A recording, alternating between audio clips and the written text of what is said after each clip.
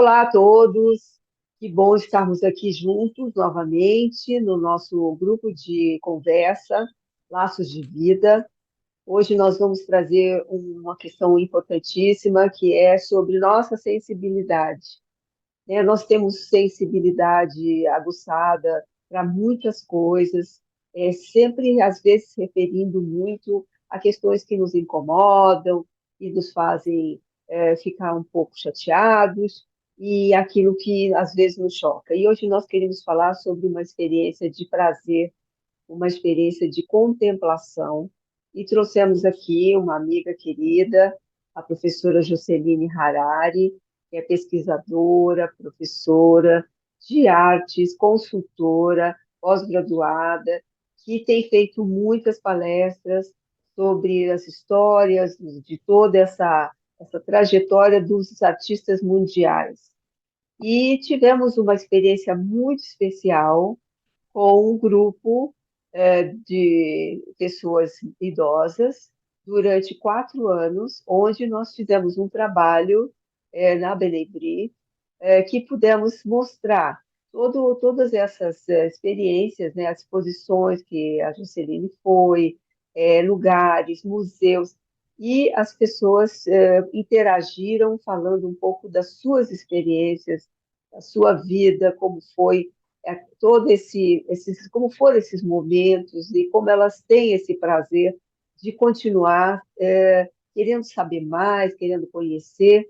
Então, Jusceline, por favor, fala um pouquinho quem é você e da sua experiência e o que nós temos para conversar aqui com o pessoal 60 a mais. Sim. Tá Bom com a dia, palavra. bom dia, pessoal. Eu, por acaso, sou Jusceline. Eu já dei muitas palestras para a Zeila e realmente foi muito bacana, um público bacana, o pessoal interagindo. E realmente eu percebi uma coisa interessante, que às vezes a pessoa não tem noção sobre movimentos, sobre... E isso é uma condição, na verdade, muito interessante, porque a pessoa acaba tendo aquele famoso sentimento chamado fruição.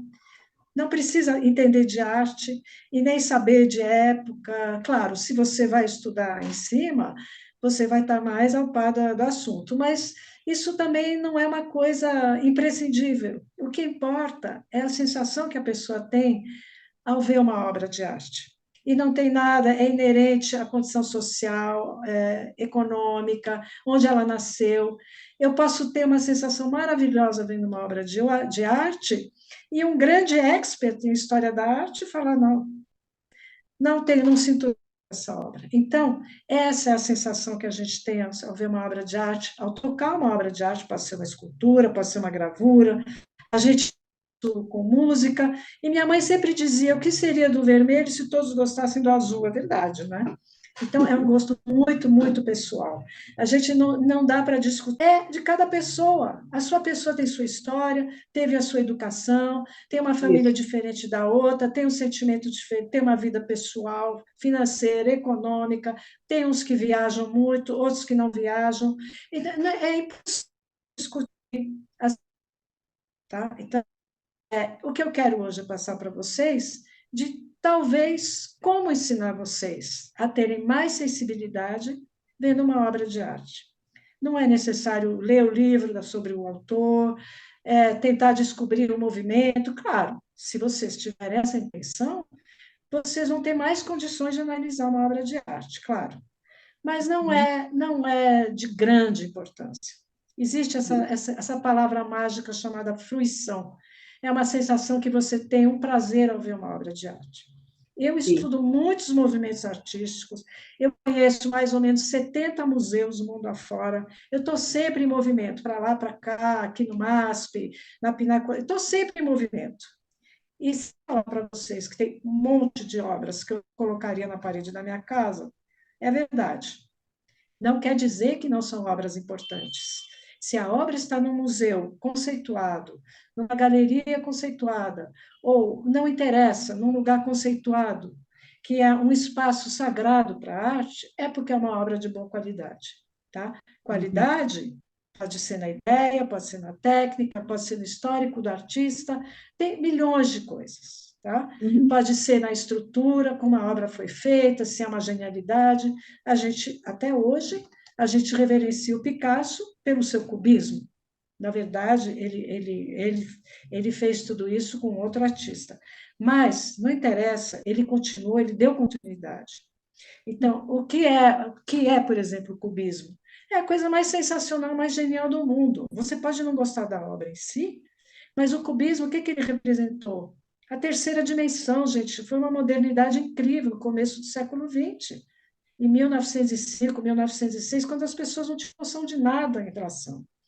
Sim, Então, todos os novos movimentos artísticos que surgem, a gente gostando ou não, pictoricamente, que é um direito nosso, o movimento é importante, porque ele dá continuidade à evolução humana. Então, sim, quando alguém descobre alguma coisa nova, uma nova maneira de mostrar um objeto, um sentimento, uma pessoa, uma condição humana, uma política, um social, qualquer coisa numa obra de arte, quando ele descobre uma nova maneira de mostrar isso para um público, leigo ou não, inteligente ou não, preto, branco, vermelho, não interessa, jovem, velho, meia idade, não interessa. O ser humano continua com a sua cabeça pensante e com o seu gosto pessoal. Então, não vamos julgar quem não gosta de uma obra. Eu mesma, pessoalmente, admiro todas as obras, respeito seu autor, respeito sua condição, respeito a sua estética, mas não colocaria na parede da minha casa, ponto final.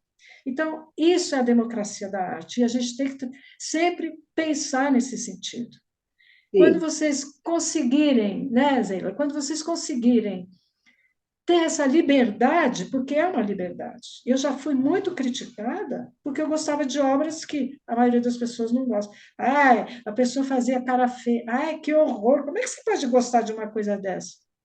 Por favor, como dizia minha mãe, o que seria do vermelho de novo, se todos gostassem do Sim, azul. E sim. Deixa eu muitas te. vezes, fala, Zé. Hum.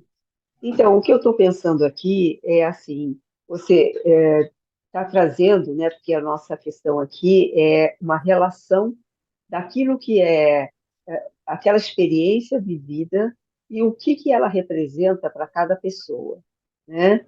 É, às vezes, eu acho que a primeira coisa é como eu, que sempre fui uma pessoa que tinha muita mobilidade, curiosidade a minha vida inteira, tinha condição de e conhecer vamos dizer assim, o meu ambiente, minha cidade, conhecer outras cidades. Nesse momento, eu já não tenho mais essa mobilidade, né? E, às vezes, essa primeira percepção, né, do limite pode trazer um afastamento, né, desses interesses, que não são só as obras visuais, né, que são as obras de arte visuais, mas, às vezes, a música, os concertos, né, o encontro com o sarau de poesias, ou o lugar de que se dança, né, e que são todos esses momentos que trouxeram para muitas pessoas uma sensação de muita alegria, de muita emoção. Então, quando se coloca a questão desse impasse, né, do eu não sei se eu vou conseguir chegar nessa exposição, ou como eu faria se eu pudesse, eu acho que é essa que é a nossa pergunta, né? O que fazer, né, quando você fica ali naquela situação de expectativa?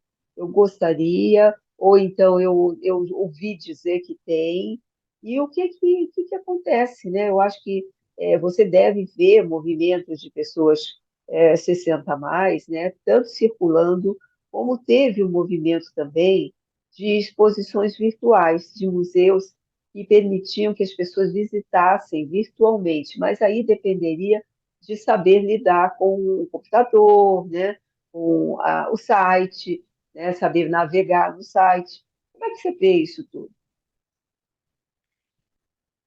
Olha, eu acho que hoje em dia, Zila, quase todo mundo pode ter acesso à cultura. Eu já escutei assim, coisas absurdas. Eu odeio arte. Mas você escuta música? Ah, claro. Então você não odeia a arte. Por quê? Porque a arte visual ela é tão assim, ela está numa redoma, eu não consigo entender.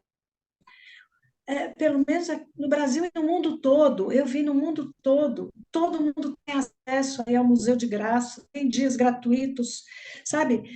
Hoje em dia, não é uma coisa, lógico, você mora muito distante, você basta você ter internet em todo mundo hoje em dia. Falta conhecimento, claro. Você não pode exigir uma pessoa que mal sobrevive, mesmo se ela tem, ela vai ter, alguns até têm motivados, porque eles não sabem que existe. Então, eu sou sempre a favor da democratização de qualquer uma. E eu já você gosta de um pagode? Vamos falar de uma pessoa que não gosta de nada de arte visual, não sabe o que é. Infelizmente, a condição dele, mas ele pode ser incentivado. E eu faço o possível para que isso aconteça.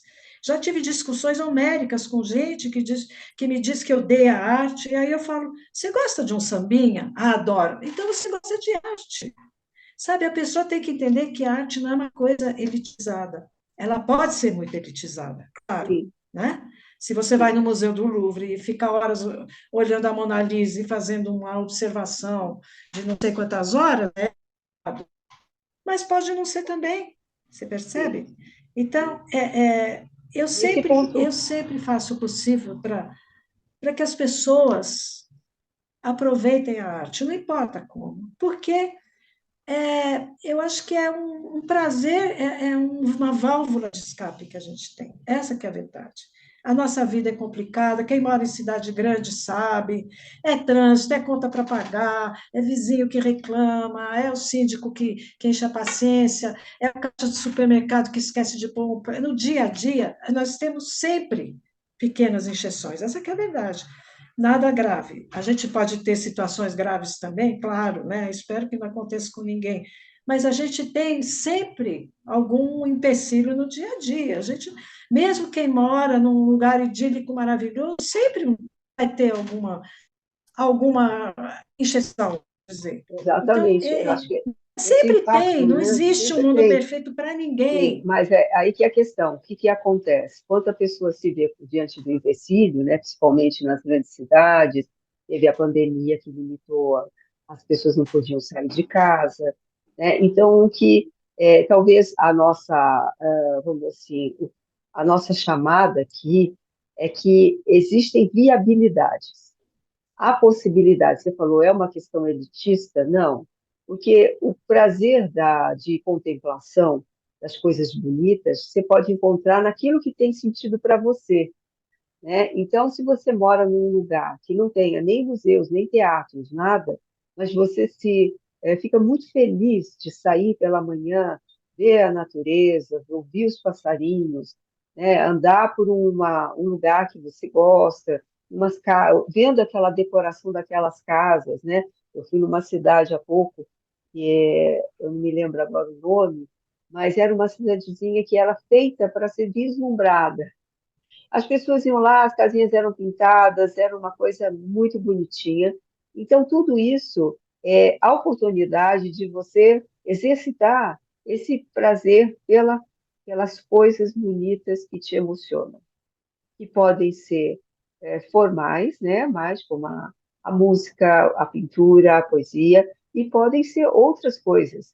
E que isso não seja, né, o limite, porque eu não moro em cidade grande, porque eu não tenho acesso, e não seja um fator de limitação. As pessoas continuem procurando aquilo que traz, como você falou, um grande prazer. Você acha isso? O que você acha? Não depende da classe social, tá? Não depende. Hoje em dia, o mundo tem N maneiras de trazer um prazer sensitivo para qualquer pessoa. Você vai me falar, o sujeito mora numa aldeia, sozinho. Ele, como você falou, ele pode achar prazer um passarinho cantando, ele pode. Como começou a pré-história? Por que eles desenhavam nas pedras, nas paredes? na verdade, não era uma intuição estética, né? A gente sabe que eles desenhavam os animais nas pedras porque eles achavam que assim eles iam conseguir ter os animais para eles se alimentarem, né? Era muito primitiva a ideia. Mas eles encontraram nessa manifestação uma maneira de tentar resolver a solução do dia deles, que era simplesmente comer e se alimentar. E isso, por que isso acabou se tornando uma arte? Porque era uma coisa muito primitiva e inédita, né? Essas pinturas rupestres são coisas inéditas. Para a gente hoje era uma situação do cotidiano e acabou se tornando arte, porque são situações especiais e que fazem um registro na época através de um desenho. Não é através de palavras, não é através. A gente tem lá o registro. As palavras foram soltas no vento, acabou. A gente não sabe como a pessoa a história falava com a outra, infelizmente. Mas a gente Uhum. sabe que eles deixaram esse registro, não era por estética, mas hoje o objeto se tornou uma obra de arte.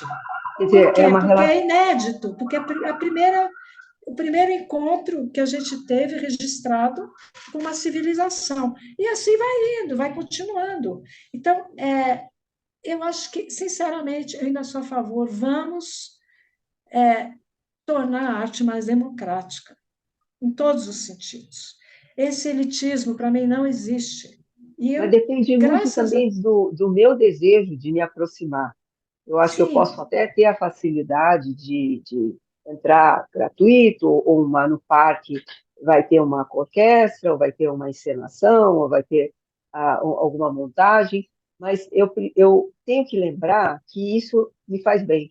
Tenho que lembrar o quanto eu sempre curti e gostei dessas coisas. E não entrar numa de que não dá mais, não quero mais, não tem mais sentido, né? Isso aqui, como você falou, foi uma época, né, que registrou a civilização. Nós tivemos na nossa formação como pessoas uma época em que nós nos registramos como pessoas, como identidade, através da experiência com o mundo externo. Então, a criança, principalmente, né, as crianças testam, põe na boca as coisas para ver tamanho e forma, depois elas se jogam no chão para sentir, né, o espaço, aí depois elas desenham, e isso faz parte da relação com a expressão que a gente tem, né, e daí até ficar uma coisa intelectualizada, de você começar a aprender, né, que é uma educação, né, o que que é um desenho, o que que é um quadro, o que que é uma exposição de coisas, né, a música, o que que é um concerto, né, não é só um dedilhado de um teclado, você vai na civilização, você vai aprendendo. E aí você fala, mas eu acho que nunca deixa de ser ainda aquela experiência que a gente tem em relação ao mundo quando a gente começa a explorar ele.